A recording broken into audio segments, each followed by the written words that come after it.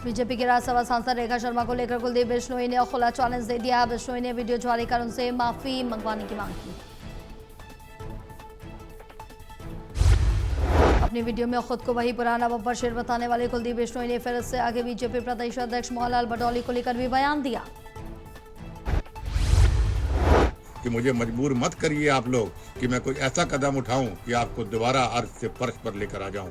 मैं भारतीय जनता पार्टी का एक अनुशासित सिपाही हूं, इसलिए आपको ये चुनौती दे रहा हूं, वरना कदम उठा चुका होता मैं, लेकिन आपको चुनौती दे रहा हूं और आपको अवगत करवा रहा हूं कि तुरंत प्रभाव से आप उस रेखा से माफी मंगवाइए।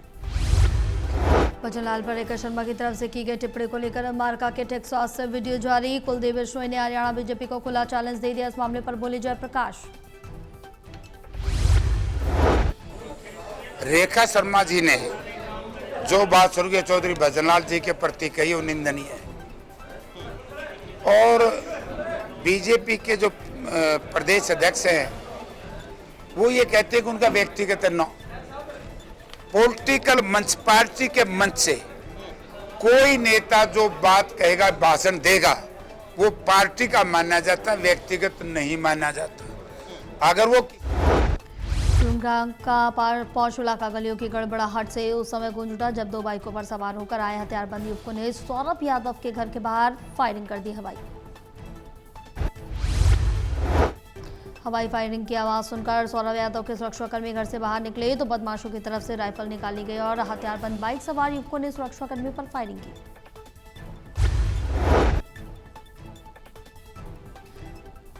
सोनीपत नगर निगम चुनाव में बीजेपी ने पूरी ताकत झोंक दी है। सीएम सैनी सोनीपत में वार्ड में जाकर लोगों से बीजेपी प्रत्याशियों के लिए प्रचार किया।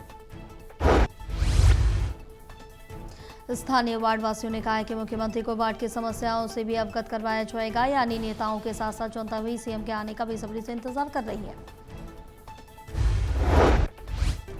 ना कोई आ रहा है, ना कभी सफाई वाले आते हैं, कभी सुपरवाइजर को हम फोन कर देते तो आ जाता है, वैसे बगैर बुलाए कोई भी नहीं आता। तो 4 तारीख और मेन से समस्या पानी की है।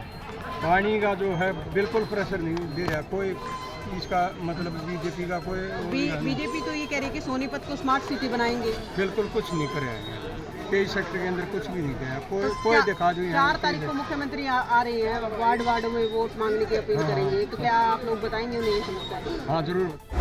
छतरपुर जिले के नाजमंडी में गेहूं उठान का संकट, आढ़तियों ने डीसी से लगाई गुहार। गेहूं उठान नहीं हुआ तो सामूहिक आत्महत्या की चेतावनी दी है। आढ़तियों का आरोप है कि समय पर गेहूं का उठान नहीं होने के कारण मंडी में हजारों क्विंटल गेहूं खुले में पड़ा हुआ है, जिससे बारिश के चलते भारी नुकसान हो रहा।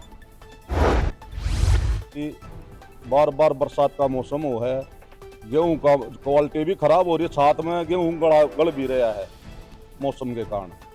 तो हमने पहले भी डीसी साहब को अवगत करा दिया था और आज दोबारा से फिर अवगत कराया। अब समस्या ये है कि हमारा समस्या का समाधान तो हो गया तो ठीक है, ना तो जी हम अपनी ज़मीनें बेच देंगे ना सारे आढ़ती, तब भी वो किसानों के पैसे नहीं दे पाएंगे। तो हमने ये फैसला कराया सबने कि हमारे माल का उठान अगर हो जाएगा टाइम पे तो ठीक है, ना तो करनाल में बाइक सवार 2 बदमाशों की सूचना पर CI-A2 की टीम को मिली थी। दोनों को रोकने की कोशिश की गई थी, लेकिन दोनों रुके नहीं और पुलिस पर फायरिंग कर दी। पुलिस और बदमाशों के बीच मुठभेड़ हुई। मुठभेड़ में दोनों बदमाश घायल हो गए। घायलों को इलाज के लिए अस्पताल में भर्ती कराया गया। बदमाशों के पास से कारतूस भी बरामद। चाहिए अपनी पुलिस के पास, उन्होंने जवाबी कार्रवाई नहीं की, गोली लगी थी। ये दीपक नंदल गांग से संबंध रखते हैं और इन्होंने यहाँ अपना ये है सागा म्यूजिक कंपनी है अल्फा सिटी में, उसके पास दोबारा इन्होंने गोली से फायरिंग कर ली थी वहाँ पर। तो उसी काम के लिए करनाल आए थे? उसी काम के लिए करनाल आए थे, ये बाइक पे थे। एनकाउंटर हुआ इनका? हाँ, इनका एनकाउंटर। पानीपत में बिहार की लड़की से दुष्कर्म का एक मामला सामने आया। बिहार से अपनी मां के साथ पानीपत आई 15 वर्षीय नाबालिग लड़की गर्भवती होने का मामला सामने आया।